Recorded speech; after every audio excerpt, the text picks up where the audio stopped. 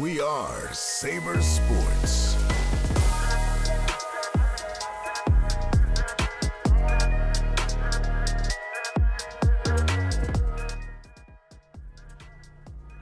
Hello and welcome back to this week's edition of Saber Sports.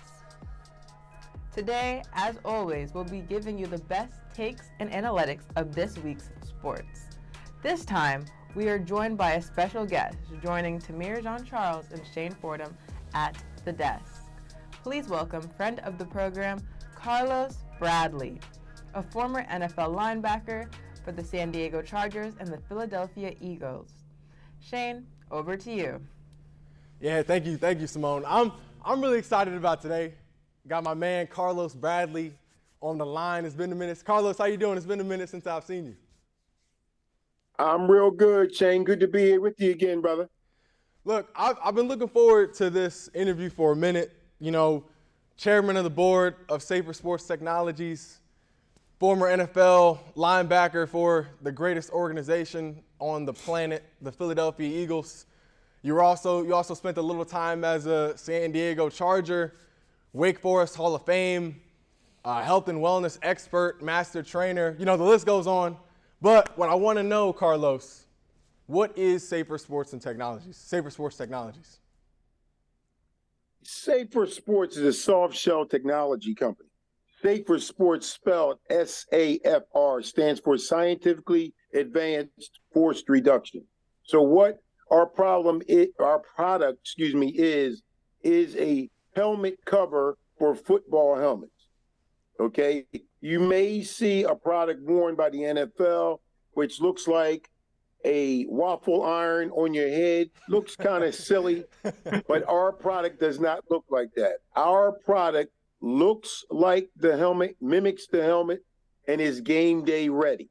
So our product is about safety. Our product is about helping the youth, high school, college, and pro be safer. That's what it's about. Okay, and what was your inspiration behind developing this prototype? Like, what was the goal behind it? Well, about 6 years ago, I noticed that the participation in football was dropping.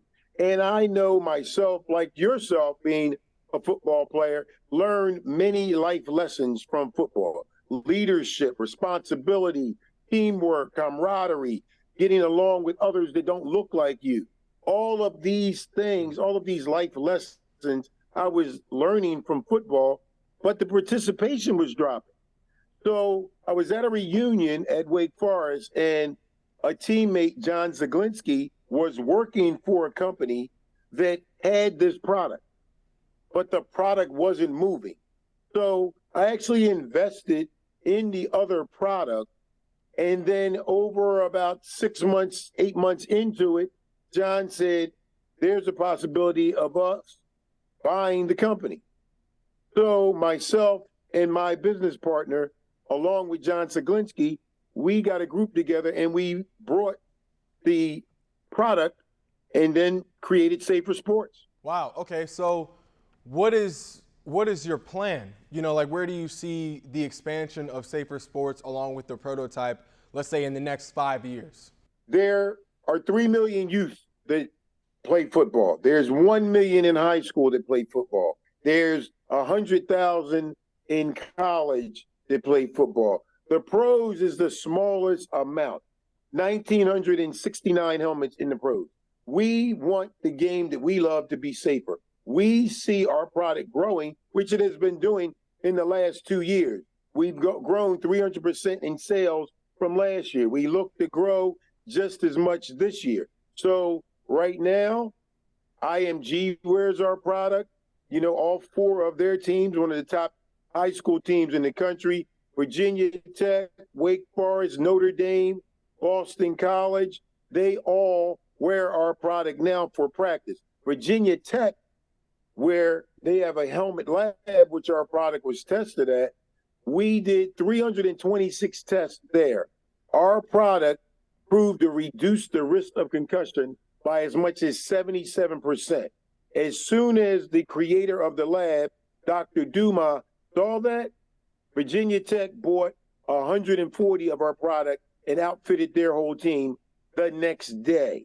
And Virginia Tech is the first D1 school to wear our product in games. We have a couple of Division III schools that wear our product in games. Also, high schools wear it in games, don't take it off. Youth wear it in games, don't take it off. So we're excited about the growth. We're excited about the movement. And we want to make the game we love safer because our product, where the real bullets, Shane, fly, is not in practice. The real bullets, as you know, are in games. And even in the NFL, in 2022, concussions went up 18%. In 2023, they went up 22%. So in game is where our product is really needed. And that's why we're ready for the game right now. Right here. So this is our product. This is what it looks like. It's a shell. It goes over the helmet. It's attached by hooks here and hooks here at the ear. It's soft shell, so it moves, which reduces the force also because it moves on the helmet. That's what it looks like not on the helmet. This is what it looks like on the helmet. So there, you can barely even tell anything's on the helmet.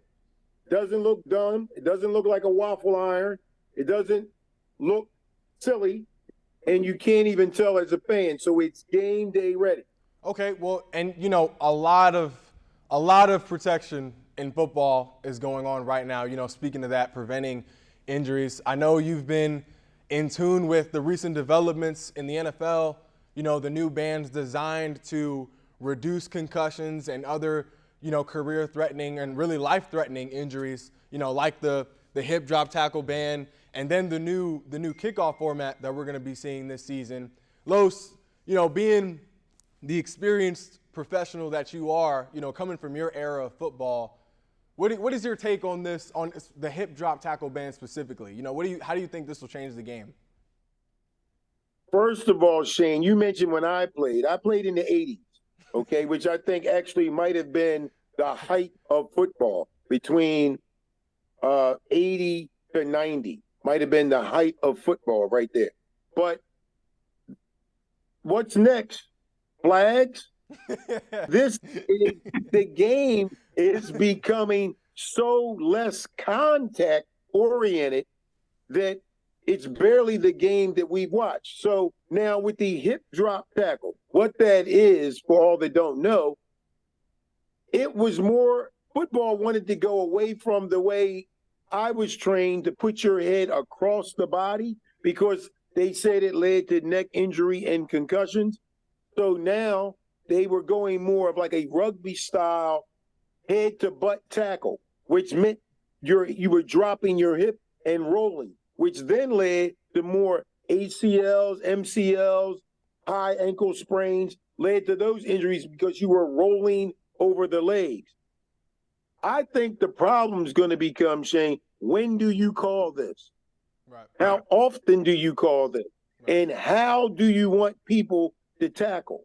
It's almost like if I'm not right in front of you and if I don't stay up, and if it's like a Derrick Henry situation and I'm a 180-pound cornerback against a 260-pound man, the mathematics don't work out in that player's favor. So it's becoming more and more difficult to be a defensive player in the NFL. And I think what it's going to do is it's going to lead to other injuries, is what it's really going to lead to. All this came about because scoring was down in the NFL this past year. So now they want to figure out a way to let scoring increase again. So is that way by limiting the defense and even tackling the players? I think it's going to hurt the game. Wow. Yeah. And, you know, Tamir, we've heard from, you know, one of the most experienced minds in the game of football. What you think? Yeah, I mean, I don't understand, like, how safe can you make the sport of football? You know, at the end of the day, like, every sport has their niche. Every sport has their personality. If putting passion, into your sport, putting all your effort into it. And if you have to run at somebody at full speed to tackle them, like you said, a Derrick Henry situation, if you're a L'Jarius Sneed, a Trent McDuffie, you've got to put everything into that tackle to get them down. So I like how the safety precautions are being put into measure by Saber Sports. But the NFL's got to help companies like that. It's got to be a group effort, and they can't make rules that kind of stop players from playing the sport. But I understand they're trying to make things safer, but you always have to compensate if you take away something. So. Yeah, and going off of both of you all's points, it just seems like they're making the game more dangerous by trying to prevent injuries for offensive players. Because, Lois, and we were talking about this the other day, it's almost as if defenders got to ask ball carriers for permission to tackle them at that point. Hey, is it cool if I stop you from running, from taking this ball for a 15, 20-yard run? Is it cool if I prevent you from scoring on this drive? Is that right? And then when it comes to trying to tackle bigger guys like Derrick Henry, bigger backs like Nick Chubb, these big dudes, how are you you're basically telling the defender that they have to go head up on these 6'1", 6'2" backs, I feel like it's putting defenders at more of a disadvantage than offensive players. So, Lois, that leads me to my next question. How do you think this will affect offensive players moving forward? How will the game be more tailored to the offense moving forward? Well, because it'll allow offensive players to flourish even more, because defensive players have to think about where they want to hit the player. Right now, you see defensive linemen hesitating before they hit the quarterback, because if you hit them too high, it's a penalty. If you hit them too low. So the idea is to hit them in the middle. Now, if you hit them and you lay on them, it's a penalty.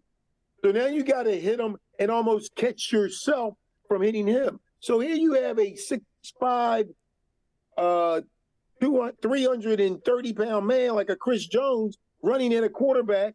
Now you got to stop. Now you're going to get hamstring injuries, back injuries on that situation. But what is going to happen, particularly with running backs? How often do you see a running back called for dropping his head and using it as a weapon? I saw it called 2 times last year in the NFL, totally. So they're not calling the offensive players when they use their head as a weapon, but if a defensive player defends himself or brings his shoulder and his head together to brace his impact, and if his head then hits the offensive player's head, that's a penalty.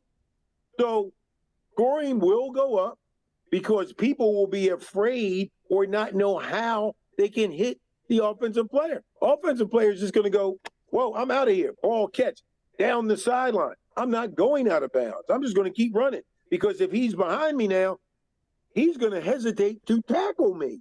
Right. Because if he hip roll, the ref could call a penalty. So then also, when in a crucial situation, as you know, less penalties are called in playoffs, okay? But the refs can control the outcome of a game by a call. If a ref calls a illegal tackle play in a playoff game, what is that going to lead to? So there are going to be a number of issues, but offensive players, I feel, will flourish with this rule. They'll just run recklessly even more because defensive players will hesitate and won't know what to do.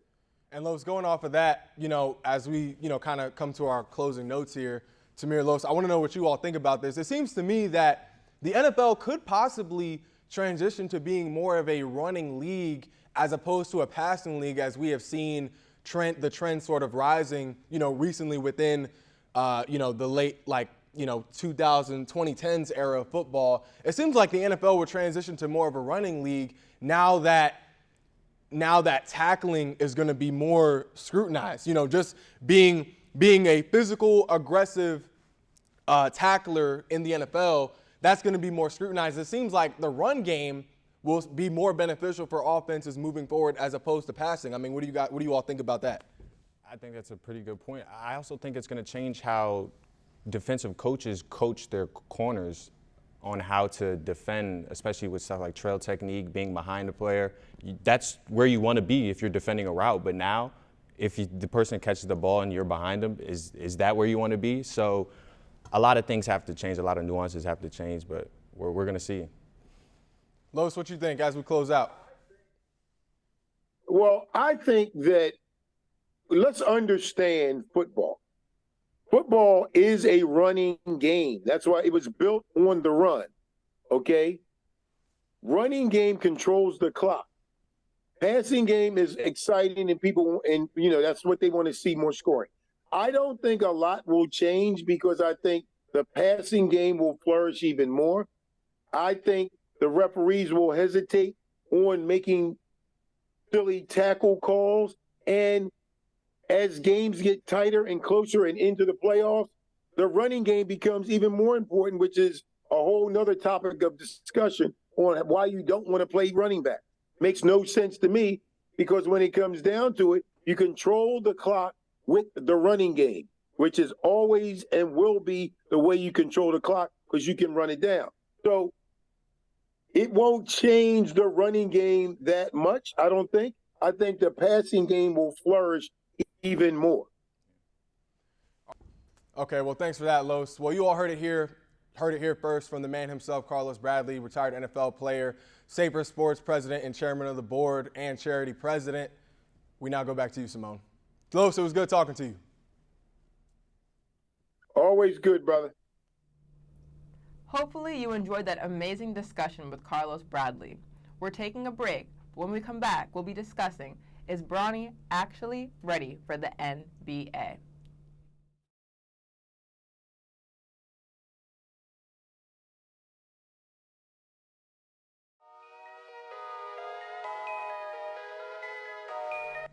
Bronny James shocked the world with his draft declaration after a subpar freshman year. Is Bronny James ready for the draft? And if so, should teams take a shot at him? So is Bronny NBA ready, Shane? In my opinion, not right now, but I want to say yes. It's kind of like a yes and no. His father's LeBron James. That goes without saying. So he's obviously going to have great IQ. He's his son. He's been training literally in the household for his whole entire life. But he's 19 on USC. They're not very good. I know he's a freshman, so he's getting more play time as the season progressed, averaging, like 5 points a game. I don't think he's ready, to be in the league. He's a very good defender, though. Right. Very good defender. When he's open, knocks down his threes.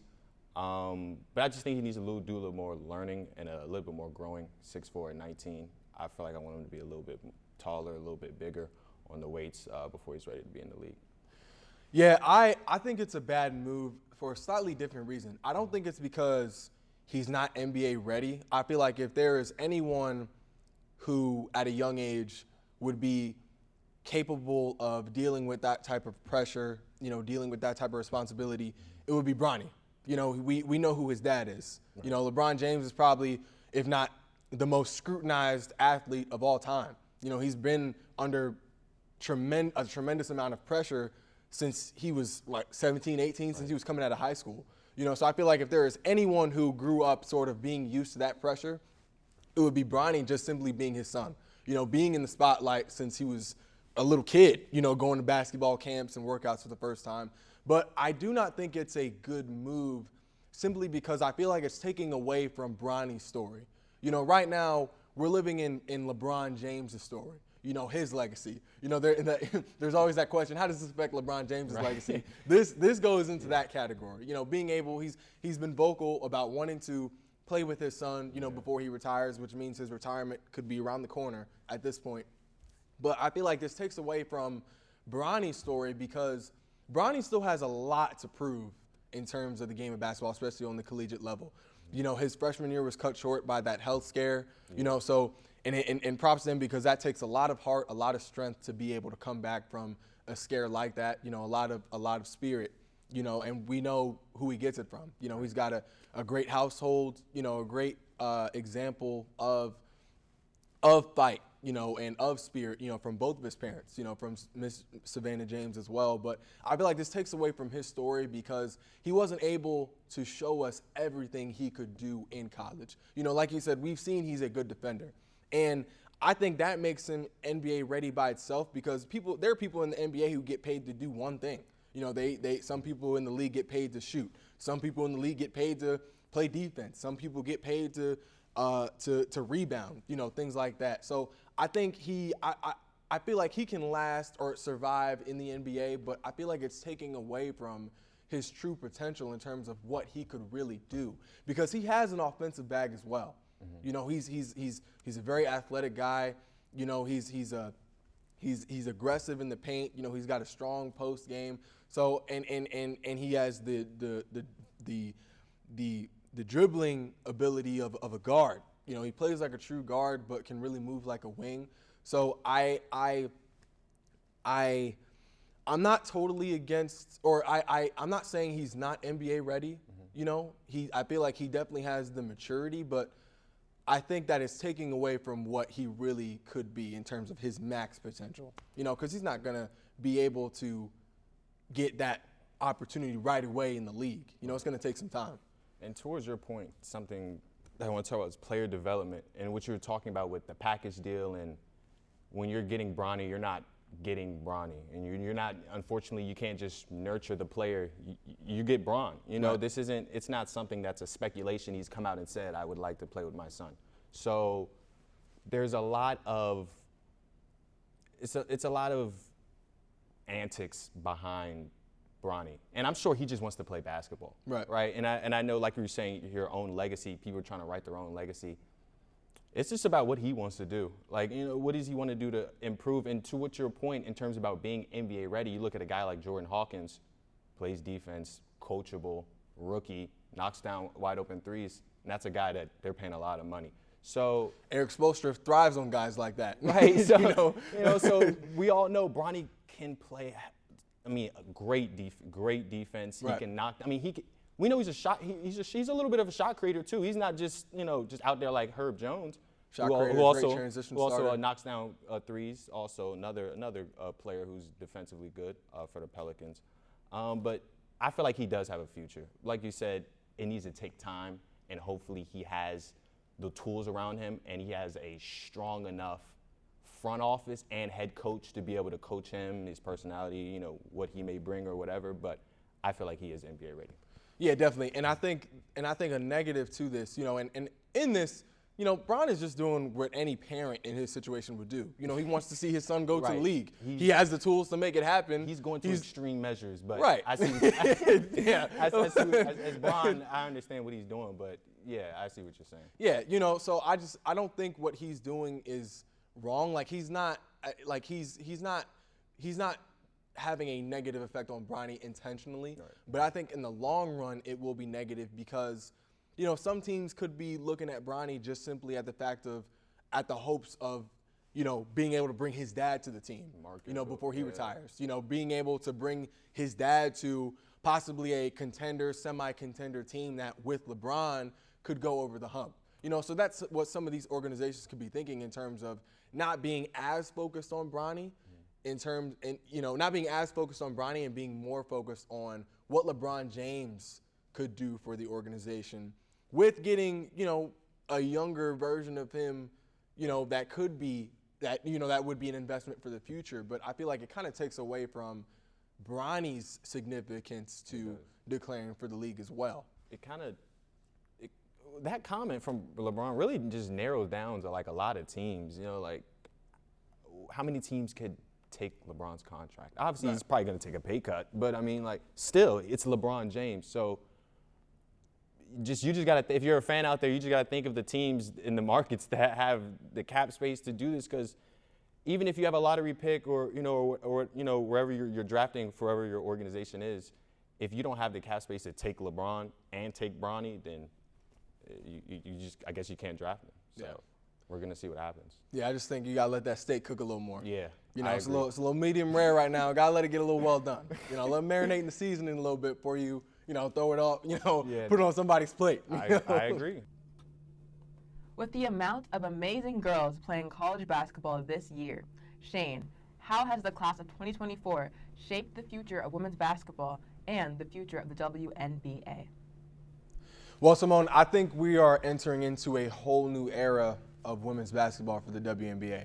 I think this, and I'm excited for it. Very excited. I think this is going to be an era we have never seen, like an era like we have never seen before in the WNBA, with all of the superstars and megastars that we have coming out of college. Not even just this year, but really for the next 2 years. This year, Angel Reese, Caitlin Clark, Camila Cardozo, Cameron Brink. And then next year could be Flau'jae. Maybe. The year after could be Juju Watkins, could be Hannah from Notre Dame. She should be one and done, Juju.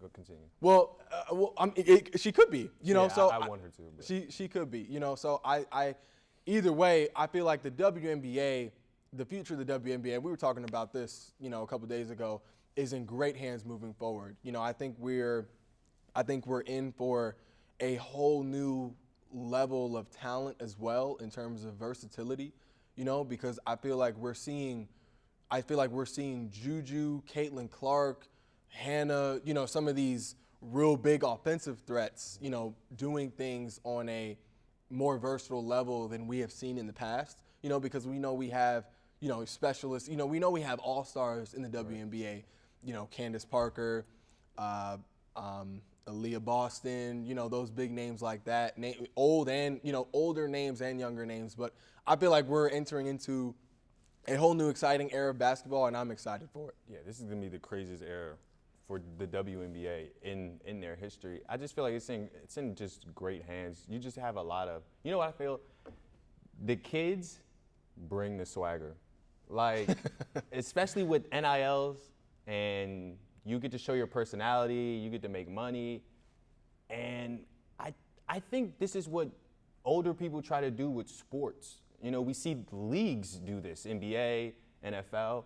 They try to take personality out of sports for some reason, out of athletics, like the humans aren't real. So I think that these women, their personalities, they play a role into how they play. You see Caitlin Clark, like that no fear, that no care attitude. And whenever you see, she was just dribbling over half court, literally dribbling over the half court line, just pulling it.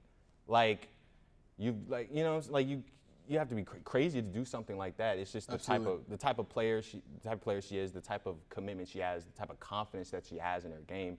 And it's good to see that the WNBA is in the hands that it is. Even with girls like Paige Beckers, she's a bucket. She was almost averaging 30 this year. And should be seeing her next year. Yes, we're gonna see her next year. She was hurt, come back, still averaging 30. I'm in awe of the talent that I'm seeing. I had a great time watching that national championship game. Shout out to South Carolina, but the WNBA is in great hands. That's all we have for this week's show. Be sure to tune back in next week on Saber Sports for your favorite sports.